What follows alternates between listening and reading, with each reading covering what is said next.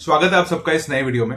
अगर आप एक इंडियन क्रिकेट फैन हैं और कुछ हद तक इस करंट इंडियन क्रिकेटिंग सेटअप को फॉलो करते हैं, कुछ हद तक आप पिछले 8-10 महीनों से ऑब्जर्व कर रहे हैं इंडियन क्रिकेट को, तो इस वीडियो में कही गई काफी सारी बातों से आप काफी हद तक रिलेट करेंगे। लार्जली जो इस वीडियो में मैं डिस्कस करने वाला हूं वो सिलेक्शन क्राइटेरियाज और सिलेक्शन कॉल्स को लेके है कि किस तरीके के सिलेक्शन कॉल्स किए गए हैं, किस तरीके की क्लैरिटी दी गई है हमारी टीम मैनेजमेंट और चीफ सिलेक्टर के द्वारा। तो उन चीजों पे मैं बात करने वाला हूं। आज एक न्यूज ब्रेक हुई जहां पे साउथ अफ्रीका ए के खिलाफ जो हमारे कुछ प्रैक्टिस गेम्स होने वाले हैं, उस साइड को लीड करेंगे ऋषभ पंत, और उस साइड में एक बार फिर से सरफराज खान का नाम नहीं है। Despite of his stellar performance, despite of his numbers in the past, despite of the hard yards that he has been putting in to obviously get in to shape, उनको काफी ज्यादा मॉक भी किया गया उनके वेट के लिए, वो अपने रन्स भी पाइल अप कर रहे थे डोमेस्टिक सेटअप में, वो बहुत अच्छा परफॉर्म भी कर रहे थे, बट उसके बावजूद उनको इग्नोर किया गया है और he has not been given a call up for this India A side. England में गए थे, इंग्लैंड लाइन्स के खिलाफ लास्ट इनिंग 92 रन की खेली थी उन्होंने। उससे पहले इंटरनेशनल अपीयरेंस जो हुई थी न्यूजीलैंड के खिलाफ, जो सीरीज लगी थी इंडिया को, उस सीरीज में भी 150 रन लगाए थे उस पर्टिकुलर इनिंग में। इंडिया वो मैच हारी भी थी और उस सीरीज में इनकी बैटिंग परफॉर्मेंस कंपैरेटिवली बाकियों से बहुत बेहतर थी। Despite of that he has not been given a call up for the Indian national side for tests. Recently मैंने एक बयान सुना अजीत अगरकर साहब का, जो हमारे चीफ सिलेक्टर हैं, इंडिया के चीफ सिलेक्टर हैं, सबसे बड़े क्रिकेटिंग नेशन के दुनिया में चीफ सिलेक्टर हैं। उन्होंने दो सबसे बड़े इंडियन करंट क्रिकेटिंग सेटअप के स्टालवर्ट्स के बारे में यह कहा, विराट कोहली और रोहित शर्मा के बारे में। जब उनसे सवाल पूछा गया कि क्या इनको आप 2027 के वर्ल्ड कप में देखते हैं, क्या ये स्कीम ऑफ थिंग्स में है, बहुत स्ट्रेट फॉरवर्ड सवाल था और उसका उन्होंने जवाब दिया कि ये वेटरन्स हैं, ऑब्वियसली इन्होंने जो इंडियन टीम के लिए किया है, इंडियन क्रिकेट के लिए किया है, उसका कोई सानी नहीं है, उसके लिए हम बहुत आभारी हैं, all that. And along with that he said, but इसका मतलब ये नहीं है कि आप रन्स पाइल अप कर देंगे तो आपके लिए वो क्राइटेरिया हो जाएगा। इन प्लेयर्स के साथ आप ऐसा डिसाइड नहीं कर सकते, which is a good thing. But इसका मतलब ये भी नहीं है कि आप रन्स पाइल अप नहीं करेंगे तो उससे आपको अनसर्टेनिटी मिल जाएगी। अरे यार, आप अगर एक पॉजिटिव साइड बताना चाहते हो कि आपको विराट कोहली और रोहित शर्मा को वो एक थोड़ी सी लॉन्ग रोप देनी है, ऐसा नहीं है आपको कहा जा रहा है कि आप 2031 तक लेके चलिए। आप 2027, विच इज 1-1.5 साल अवे, आपका वो वर्ल्ड कप होगा, 1.25 साल 1.5 साल अवे। क्या आप इनसे ये कह सकते हो कि यार आप अपनी फिटनेस पे थोड़ा सा काम करो, अपने आप को अवेलेबल रखो, बस उतना करो आप, एंड वी होप आपको इनफ गेम टाइम मिले, हम आपको इंक्लूड करेंगे। तो अगर आप ये क्लैरिटी नहीं दे सकते पब्लिक फोरम पे आके, आप इन दोनों के बारे में अगर ऐसा कह सकते हो, तो देयर इज नो सरप्राइज कि आपने सरफराज खान जैसे बंदे को इग्नोर किया। देयर इज नो सरप्राइज जहां पे गौतम गंभीर आके कहते थे को अगर T20 इंटरनेशनल के लिए सिलेक्ट करना है तो आप आईपीएल से परफॉर्मेंस उठाओ, अगर आपको टेस्ट के लिए खिलाना है तो आप रणजी से परफॉर्मेंस उठाओ, अगर आपको वनडे के लिए साइड चाहिए आप भैया सैयद मुश्ताक अली और आप विजय हजारे से परफॉर्मेंस उठाओ। फिर आप साई सुदर्शन को अहेड ऑफ अभिमन्यु ईश्वरन कैसे खिला गए टेस्ट क्रिकेट में? How has Sai Sudharsan been called up ahead of Abhimanyu Easwaran in test cricketing setup for Indian cricket team? Abhimanyu Easwaran ने तो अपने रन्स लगाए थे ना। अभिमन्यु ईश्वरन के करीब 100 से ऊपर मैच है, साई सुदर्शन के 32 है। अभिमन्यु ईश्वरन के 8000 रन है, करीब 48 का औसत है। साई सुदर्शन तो कहीं भी क्लोज नहीं है इन नंबर्स के फर्स्ट क्लास में। तो आपने उसको उसके स्टेलर आईपीएल परफॉर्मेंस के ऊपर आप उसे ले गए, आपने उसे खिलाया, ऐसा नहीं आपने नहीं खिलाया उसे। And nothing against Sai Sudarshan, I mean he is a very good talent, एक यंग लड़का है, ठीक है, सब कहानियां ठीक है यार, बट आप अपनी बात करके उसको आप कॉन्ट्रडिक्ट इस तरीके से करते हो। आपके बयान कुछ हैं, आपके एक्शंस कुछ हैं, आप दो वेटरन्स के बारे में ये श्योरिटी नहीं दे पा रहे, आप उनको अभी भी इस तरीके की अनसर्टन एनवायरमेंट में और बबल में रख रहे हो कि भाई ऐसा नहीं है तुम्हें सिलेक्ट करेंगे, ऐसा नहीं है तुम्हें सिलेक्ट नहीं करेंगे। तो यार anybody would be put off. एक इस तरीके का क्रिकेटर जो अपनी लगन, अपनी ललक और लिटरली अपने वो कहते हैं ना हार्ट ऑन ए स्लीव, वैसा करके क्रिकेट खेला है विराट कोहली। आप उसके बारे में अगर श्योरिटी नहीं दे सकते वनडे फॉर्मेट में, जिस फॉर्मेट में वो मतलब विदाउट एनी डिबेट, अगर आप किसी से भी पूछोगे जो क्रिकेट नहीं देखता, वो भी आपको बता देगा विराट कोहली कि क्या सर्विसेज हैं इस पर्टिकुलर फॉर्मेट के लिए। इंडिया के लिए बात नहीं कर रहा मैं, इस with for T20 also he has done a lot यार। 2014 का 16 का वर्ल्ड कप वो अपने कंधे पे लेके चला था, ठीक है। तो ऐसा नहीं है T20 में नहीं किया, आपके 22 में सबने हाथ खड़े कर दिए थे एमसीजी में, विराट कोहली ने आके वहां से मैच जिताया था जहां पे परसेंटेज 3 थी आपकी विनिंग, वहां से उठा के मैच निकाल दिया विराट कोहली ने, वो विराट कोहली है। रोहित शर्मा जिसने आपको 2024 का T20 वर्ल्ड कप में एक चीज डिसाइड की कि नहीं यार मुझे इस तरीके से काउंटर अटैक करना है ऑस्ट्रेलिया को उस पर्टिकुलर मैच में, क्योंकि 2023 की टीस थी, उसने 2023 में भी परफॉर्म किया। एशिया कप 2023 तक रोहित शर्मा भी स्ट्रगल कर रहे थे लेफ्ट आर्मर के खिलाफ अंदर आती हुई डिलीवरी पे। वो जो दूसरा मैच हुआ है जहां पर निकल के मारा था शुभमन गिल ने शाहीन अफरीदी को, उस मैच में जहां फ्लिक करके उसने छक्का मारा था रोहित शर्मा ने शाहीन अफरीदी को प्रेमदासा में, वहां से रोहित शर्मा थोड़ा सा फॉर्म में आया, निक में आया, और 2023 का वर्ल्ड कप हमने देखा कैसा गया। यस फाइनल नहीं जीते, 2024 का वर्ल्ड कप हमने देखा T20 का कैसा गया। चैंपियंस ट्रॉफी हमने देखी यार, 50 over format, limited over format में हमने चैंपियंस ट्रॉफी देखी। उसके बाद आप लास्ट परफॉर्मेंस कंसिडर करके चलोगे, कंपैरिजन में भी उसी को रखोगे, रेफरेंस पॉइंट भी वही रखोगे, आप उसके बारे में बात नहीं कर सकते कि उस चीज को मद्देनजर रखते हुए यार हम कंसिडर कर रहे हैं कि हम रोहित को आगे कंटिन्यू करें। ठीक है, आपने कैप्टन गिल को रखा, विच इज अंडरस्टैंडेबल कि आपको उतना टाइम गिल को देना था, क्योंकि आप एग्जैक्टली 2027 के बाद आप नहीं सोचोगे कि यार अब हमें कैप्टन चेंज करना है। आपने वो टाइम दिया, रोहित से थोड़ा प्रेशर ऑफ किया, maybe it will be easy for him to bat, but again आपकी जो लैक ऑफ क्लैरिटी, आपका जो माइंडसेट है एज अ चीफ सिलेक्टर, वो साफ दिख रहा है कि कितना बिलो एवरेज क्रिकेटिंग ब्रेन है, कितने बिलो एवरेज क्रिकेटिंग डिसीजंस हैं।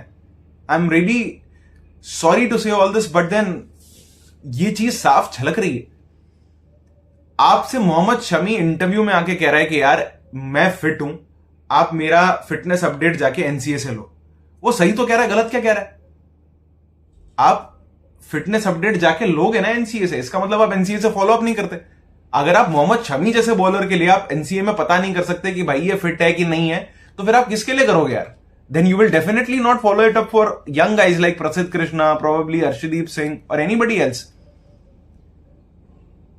क्या सिलेक्शन कॉल्स हैं ये? आप एक तरीके से बुमराह को बोलते हो बीजीटी में तू 3 ही मैच खेलेगा मेरे भाई, बीजीटी में 3 मैच खिलाते हो, पहले अनाउंस करते हो, उसके बाद आप कहते हो कि नहीं अब इसको ऑस्ट्रेलिया की वनडे सीरीज में नहीं खिलाएंगे, पर हाँ माइटी वेस्ट इंडीज के खिलाफ टेस्ट सीरीज खिलाएंगे। बुमराह भाई आप वनडे में 10 ओवर मत करना, लेकिन आप एक काम करना, आप ना टेस्ट क्रिकेट में एक इनिंग में 15 ओवर कर देना, हो सकता है अगली इनिंग में फिर से आपको करने पड़ जाए, हो सकता है आपको अगली इनिंग में बॉलिंग ही ना मिले। अरे तुम कैसा वर्क यार, तुम्हें सीरीज का कोई वेटेज का फर्क समझ आता है कि नहीं आता है? What sort of calls are these यार?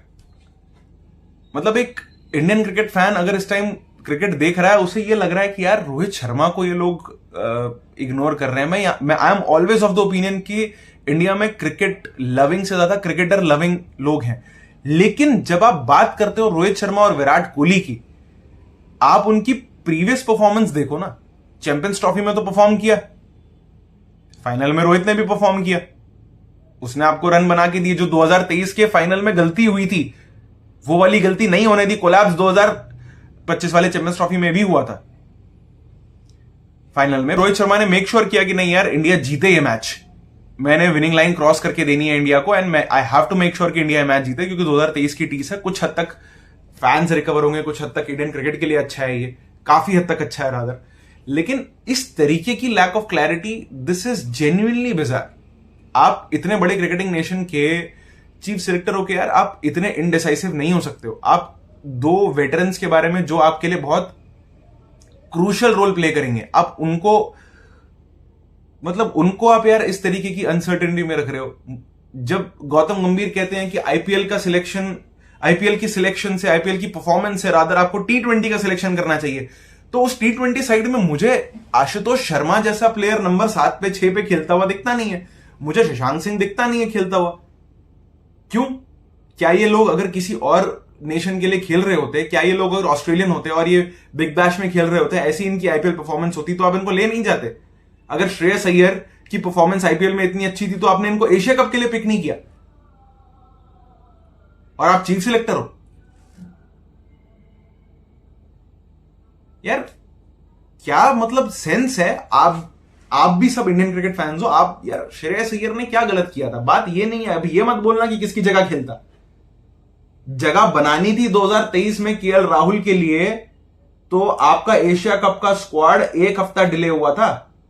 जब वहां पे आपको मैच खेलना था श्रीलंका में एशिया कप का 50 ओवर का फॉर्मेट, जहां पे इंडिया 66 पे 4 हो गई थी और ईशान किशन ने और हार्दिक पांड्या ने आके 80-80 रन की पारी लगाई थी, 266 पहुंचाया था। उस टूर्नामेंट में आपने 7-8 दिन 9 दिन डिले किया स्क्वाड ताकि आपको श्रेयस अय्यर और केएल राहुल की अवेलेबिलिटी मिले। उस टाइम पे ऑब्वियसली रोहित शर्मा कप्तान थे, राहुल द्रविड़ कोच थे। आपने फिट इन करने के चक्कर में केएल राहुल को वेट किया कि भैया हमें ये विकेट कीपर बैट्समैन चाहिए क्योंकि at this moment world cup में हम इसके साथ जाना चाहते हैं। आपने फिट इन किया उसको। आपने आज की डेट में पिछले ओडीआई में बॉलिंग कॉम्प्रोमाइज की ऑस्ट्रेलिया के साथ अपनी, आपने कुलदीप को नहीं खिलाया। You picked Harshit Rana ahead of everybody else, you made sure कि आप 3 ऑलराउंडर के साथ जाओगे। अबे तुम 10 विकेट लिए बिना, तुम बॉलिंग में कर्टेल किए बिना मैच जीतोगे क्या यार?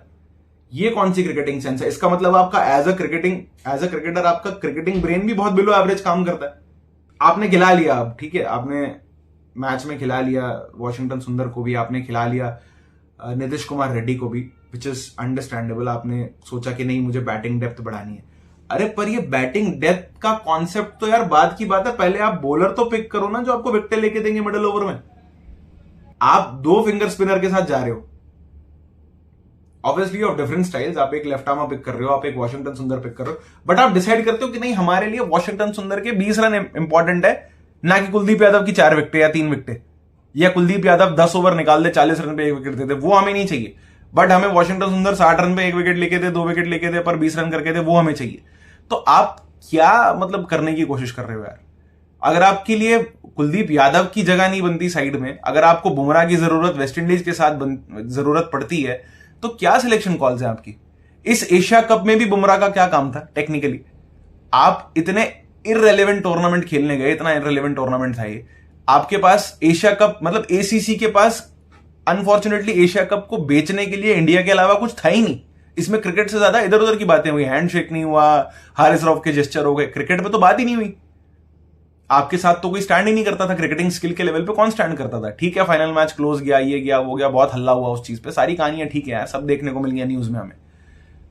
लेकिन आपके सिलेक्शन कॉल्स क्या थे? आपको अब ओमान, यूएई, मतलब genuinely to an extent Pakistan, आपको इनके साथ भी जसप्रीत बुमराह की जरूरत पड़ रही है यार।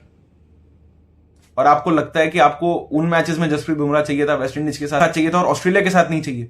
ये आपकी सिलेक्शन कॉल्स है, ये आपकी सेंस है, ये आपकी क्रिकेटिंग सेंस है, ये आपकी समझ है। तो ये कुछ चीजें हैं जो as Indian cricket fan I am sure आपके दिल में भी आती होंगी, एंड आई एम श्योर कि आप भी सोचते होंगे इन बारे में एटलीस्ट। लेकिन यार ये किस तरफ ले जा रही है इंडियन क्रिकेट को एज ऑन डेट?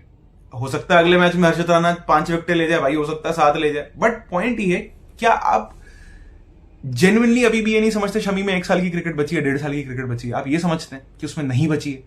आप ये समझते हैं कि हर्षित राणा आपकी प्रॉब्लम्स का सोल्यूशन है? और आप ये समझते हैं कि आपको आशुतोष को नहीं खिलाना चाहिए, आपको प्रॉब्ली आपने अभिषेक शर्मा को खिला दिया बिकॉज ऑब्वियसली उसने रन्स लगा दिए थे आईपीएल में और थोड़ी हवा बन गई थी, थोड़ा कुछ, तो फिर तो ये सही बात है कि यार आप इस तरीके के प्लेयर्स को ही लोगे जिनका परफॉर्मेंस भी हो और जिनका पीआर भी हो। सरफराज खान का पीआर नहीं है, आपने नहीं सिलेक्ट किया। आप अर्शदीप को यार बीजीटी में नहीं खिलाया, आपने अर्शदीप को, आपने इंग्लैंड में नहीं खिलाया अर्शदीप को, जहां पे सीमिंग कंडीशंस हैं, जहां पे बॉल हिलता है, जहां पे बॉल मूव करता है, जो T20 सेटअप में बॉल दोनों तरफ हिला दे यार। वो टेस्ट क्रिकेट में वो ड्यूक्स बॉल नहीं हिला सकता दोनों तरफ, वो ऑस्ट्रेलिया में जाके उसे वो एक्स्ट्रा निप नहीं मिलेगा। आपके क्या सिलेक्शन कॉल्स हैं? आप क्यों नहीं यशस्वी जायसवाल को हर एक फॉर्मेट खिला रहे हो? और ये मत बोलना किसकी जगह खिलाएंगे, आपको जगह बनानी होती है, बना लेते हो। आपने T20 सेटअप में गिल की जगह बनाई ना, बनाई ना आपने जगह उसकी, तो आप जगह बनाने पे आते हो तो आप बना लेते हो, जस्ट दैट आपको बनानी नहीं है कुछ प्लेयर्स की जगह। और अगर इस माइंडसेट के साथ आप चीफ सिलेक्टर बने हो तो यार भाई as Indian cricket fan we would say कि भाई प्लीज आप सही बंदे को, और सबसे पहले तो चीफ सिलेक्टर बनने का क्राइटेरिया क्या है आपको ये बता देता हूं मैं। चीफ सिलेक्टर बनने का क्राइटेरिया आप जरा गूगल करके देखो, आपको ये समझ आएगा कि आपने 7 टेस्ट मैच खेले होने चाहिए, आपने करीब मेरे ख्याल से 10 वनडे खेले होने चाहिए या 30 फर्स्ट क्लास मैचेस खेले होने चाहिए, 60 टेस्ट मैच नहीं तो आपने 40 फर्स्ट क्लास गेम्स खेले होने चाहिए। तो ये तो क्राइटेरिया है, 7 मैच 10 मैच।